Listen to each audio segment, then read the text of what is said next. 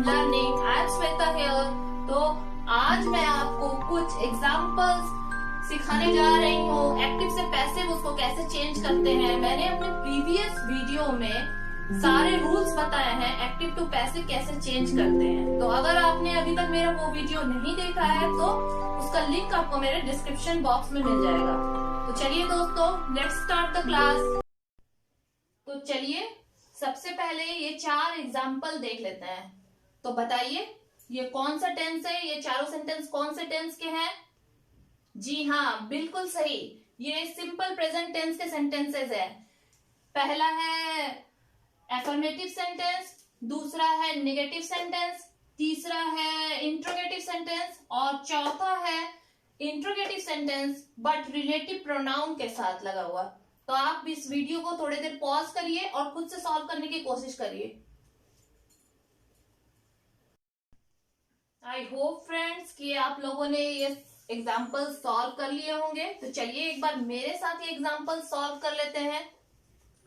पहला सेंटेंस क्या है? She feeds dogs. उसका क्या होगा? Dogs are fed by her. दूसरा सेंटेंस क्या है? He does not play football. इसका क्या होगा? फुटबॉल इज नॉट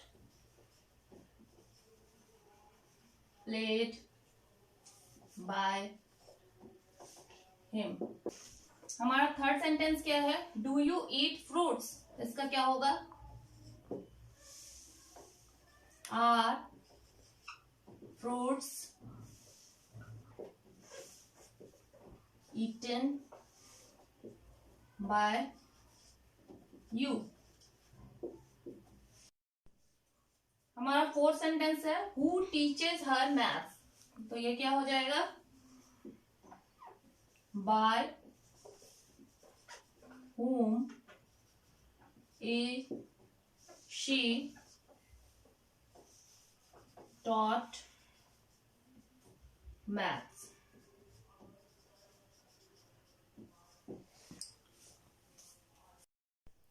तो फ्रेंड्स, इन सब का रूल तो मैंने पहले ही आपको बता दिया है कि एक्टिव से पैसिव कैसे चेंज करते हैं। फिर भी एक बार क्विक रिकैप कर लेते हैं। तो पहला सेंटेंस था हमारा सी फीड्स डॉग्स। तो उसका कैसे चेंज हो गया? मैंने बोला ही था कि सिंपल प्रेजेंट टेंस का जब एफर्मेटिव सेंटेंस होगा तो उसमें इज एम आर आ जाएगा। और वर्ब का थर्ड फॉर्म हम लोग सब जानते ही हैं, इज एम आर डिपेंड करेगा जो सब्जेक्ट ऑब्जेक्ट बन के आया है यहाँ। दूसरा सेंटेंस क्या है हमारा? ही डज नॉट प्ले फुटबॉल। तो क्या हुआ इसका? Football is not played by him. इसमें मैंने बोला है डू या डज के जगह पे इज एम आर आ जाएगा। और चूंकि ये नेगेटिव सेंटेंस है इसलिए नॉट लगा है तो वो नॉट इसमें भी आ जाएगा। अब ये भी डिपेंड करेगा कि हमारा जो ऑब्जेक्ट है वो सिंगुलर है कि प्लूरल। इज एम आर उस पर डिपेंड करेगा। और हम लोग सब जानते ही हैं कि वर्ब हमेशा थर्ड फॉर्म में होता है पैसिव वॉइस में।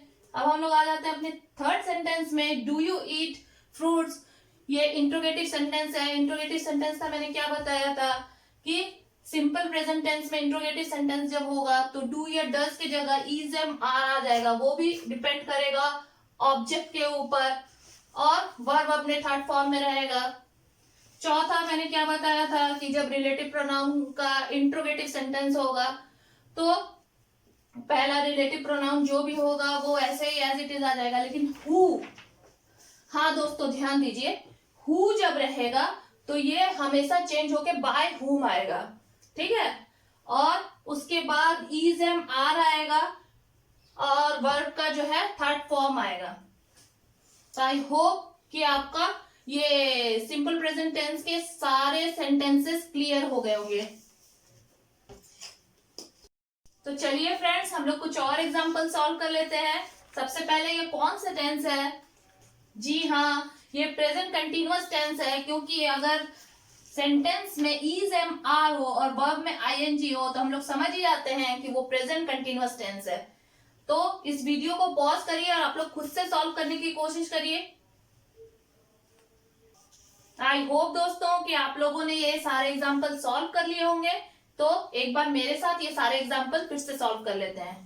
पहला सेंटेंस क्या था, she is reading the book, तो इसका हो जाएगा the book is being read by her। तो हमारा दूसरा सेंटेंस क्या है, she is not reading the book, तो ये क्या हो जाएगा, the book is not being read by her। Third sentence क्या है हमारा, are you writing a poem, तो इसका हो जाएगा इज अ पोएम बीइंग